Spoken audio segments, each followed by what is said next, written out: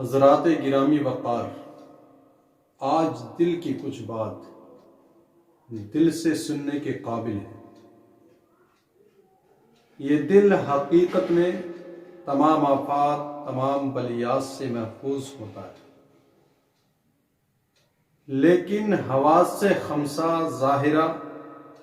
باہر کی اطلاعات دل تک پہنچاتے ہیں اور ان کو ورقہ دل پر نقش کرتے ہیں۔ اس لیے ضروری ہے کہ ان تمام راستوں کی خوب حفاظت کی جائے جن سے کسی فتنے کا خوف ہو۔ اگر یہ دل کسی دوسری چیز سے متعلق ہو گیا تو اللہ رب العزت نے جو اس کو اپنی تعظیم اور فکر کے لیے پیدا کیا ہے، یہ اس سے محروم ہو جائے گا اور کسی ایسے فتنے میں پڑ جانے کا اندیشہ ہو جائے گا جو اس کی ہلاکت کا سبب بن جائے گا۔ حضرت نعمان بن بشیر رحمۃ اللہ تعالی علیہ آپ فرماتے ہیں کہ میں نے رسول کریم صلی اللہ تعالی علیہ وسلم کو فرماتے ہوئے سنا ہے۔ آپ نے ارشاد فرمایا، الا وان فی الجسد مضغۃ فاذا صلحت صلح الجسد كله واذا فسدت فسد الجسد كله الا وهي القلب۔ نبی کائنات صلی اللہ تعالی علیہ وسلم نے ارشاد فرمایا، انسان کے اندر ایک لوتھڑا ہے گوشت کا، اگر یہ درست رہتا ہے تو سمجھیں کہ انسان کا پورا جسم صحیح اور سالم ہے، اور اگر یہ بیمار ہو جاتا ہے، اس کے اندر کوئی خرابی آ جاتی ہے، تو اب آپ سمجھ لیں کہ انسان کا پورا جسم بیمار ہو جاتا ہے۔ اور ارشاد فرمایا رسول اللہ صلی اللہ تعالی علیہ وسلم نے، وہ لوتھڑا انسان کا دل ہے۔ جسمانی طور پر بھی دل کو صحت کی مرکزیت حاصل ہے اور شرعی طور پر بھی، اس لیے اب دونوں طرح سے اس کی حفاظت اور اس دل کو خرابیوں سے بچانا ضروری ہے، ورنہ معاملہ بڑا ہی خطرناک ثابت ہو سکتا ہے۔ حضرت ابن سماک رحمۃ اللہ تعالی علیہ کا بیان ہے،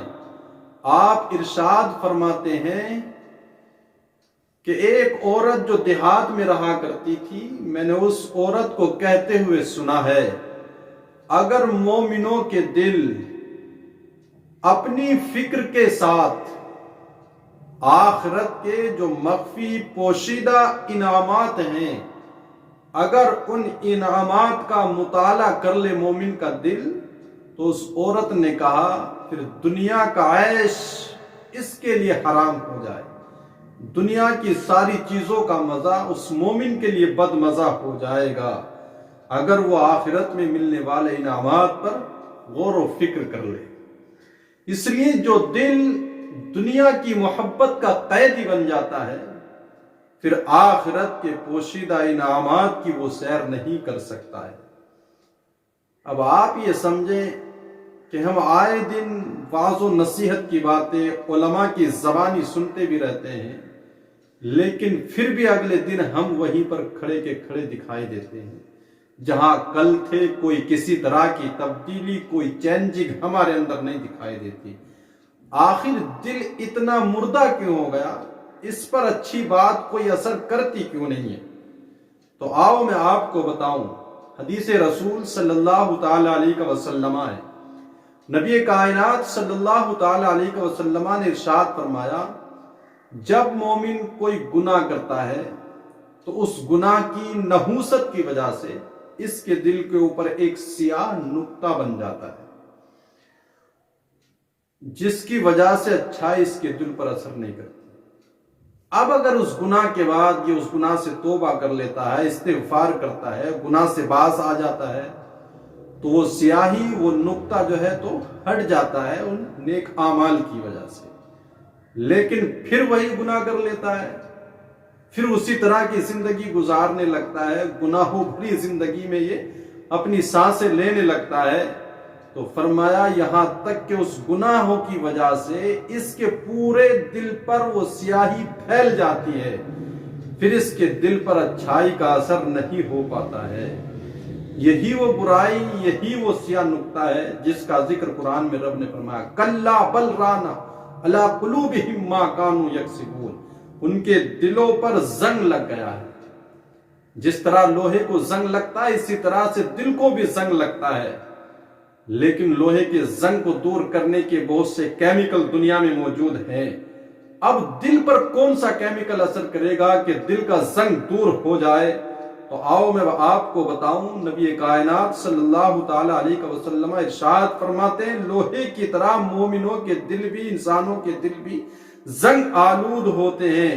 تو صحابہ نے عرض کی یا رسول اللہ علیہ الصلوۃ والسلام، ان دلوں کے زنگ کو دور کیسے کیا جائے، کیسے ان کو روشن کرنے کا طریقہ کیا ہے؟ تو آپ نے ارشاد فرمایا تلاوت قرآن ہے۔ اللہ کا ذکر